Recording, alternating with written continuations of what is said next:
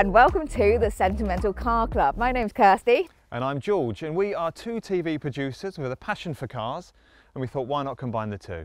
So we have created this YouTube channel to show some of our car adventures, and well, we've created it for a very specific reason because, George, you bought something about 6 months ago, didn't you? I was recovering from an operation, had a bit of time on my hands, and I've made a vehicle purchase. But it is a bit of a project, hasn't run for 15 years.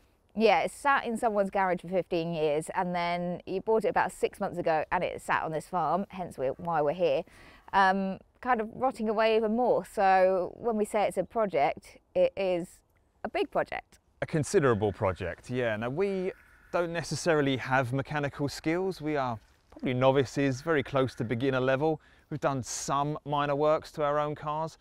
This will be a challenge. Yeah, next level. Yeah, I think my level of experience is, I mean, I have done stuff. I'm not completely novice. I've changed brakes on the car, I've changed suspension, I've done service like oil change, oil filter, bits and pieces like that. And you've obviously done stuff kind of more in your youth. Yeah, I'm kind of handy with DIY. Used to work in carpentry, bit of building work, so I do know my way around tools. But cars, did a few services and minor repairs in my teenage years, and then just got busy with life and work. So didn't really follow it through. Yeah, so although we have some experience and enough to maybe keep certain cars going, we have never done a project, and this project is going to be huge, and I'm sure we're going to see in the comments people saying that we have made a massive mistake. So yeah, this channel isn't about showing processes and teaching how to do this, because we don't know how to do it. We're making it up as we're going along, we're learning as we're going along, and we're just inviting you along on the journey, really. Yeah, there won't be many skills on display. You probably won't learn a lot, but what you will do is see two people having a go, probably getting some things wrong, but we'll see what happens. Yeah, and if anyone sees anything and has any suggestions, then please let us know in the comments, because we are all ears and we're going to need all the help that we can get.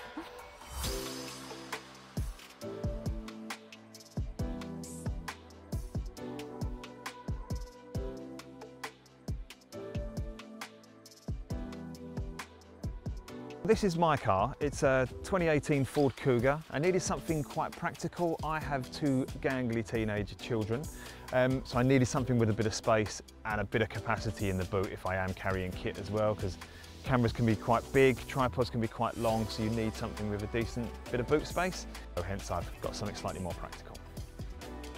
I've got two cars. I've got the BMW, which is obviously my show-off car, the car that I've kind of always wanted. I love BMWs, I'm a Beamer girl, I've always wanted a convertible, and this is kind of the perfect car for me.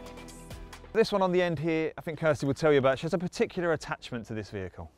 So you might be wondering about the name, the Sentimental Car Club, and it all comes from Skippy, this 2007 Ford C-Max, who I am very much attached to. So I've got two cars. I've got the BMW, but for work, Skippy is more convenient. And it's not just that he's a workhorse. He was actually bought by my mum brand new in 2007. We kept calling him the Skip because he was the car that you would take to the tip when you had rubbish, if you needed to go and collect furniture from places, if you went and did the weekly shopping. It was Skippy that was the one that did it. So my family always kind of mocked him, called him the Skip. My mum hated that, she loved him, and she said his name was Maxwell because he's a C-Max, and gradually his name grew so that now he is Maxwell Skippington OBE, but yeah, still Skippy for short. When my mum wanted to sell Skippy and get a new car, I didn't want to let him go, so I got it from her, been using him, and yeah, I just think he's a great car. I just have a sentimental attachment to him.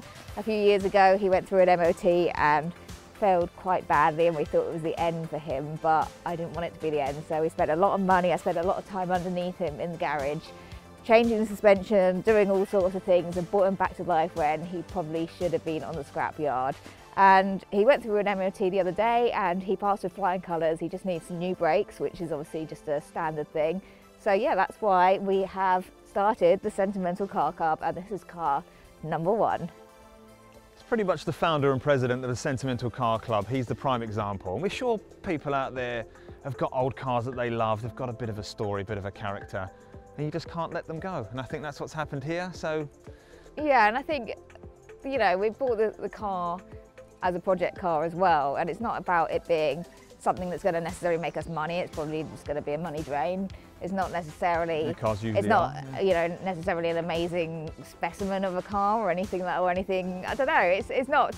It was bought with the heart rather than the head, and I think that's what the whole thing is about. It's about the heart rather than the head. A lot of this, so yeah, that's the Sentimental Car Club, and I hope a lot of people understand that and have cars that they're like, yeah, I love this car, even though it's an old, rundown Vauxhall or whatever it is. It's like, it's about the love. It doesn't matter if you have a Lamborghini that you love that's pristine and a year old, it's still in the Sentimental Car Club. If you've got a 2007 C-Max with scratches and smells like milk from where it got milk spilled in it about 10 years ago, then Sentimental Car Club. Absolutely.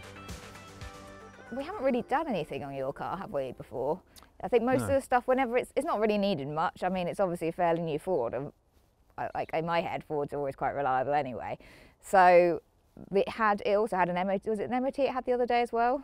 The service. It had a service the other recently. day, and they said that it needs brakes changing as well. So we've now got 2 cars that need brakes changing. So we will give it a go on this. We've got the parts already, so we're ready to go. I'm confident with brakes. I've done that actually quite a few times on different cars. So Well, this could be the last video we ever make. yeah, this should be a straightforward thing for me. But moving on to our project, less confident.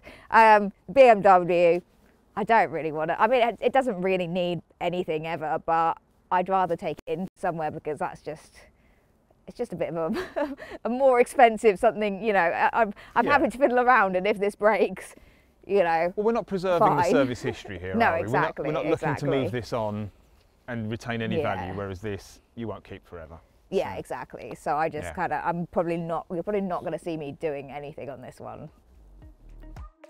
Okay, so that's a bit about us and a bit about our cars. Please do like and subscribe, follow us for more, because in the next video we will be revealing this project car.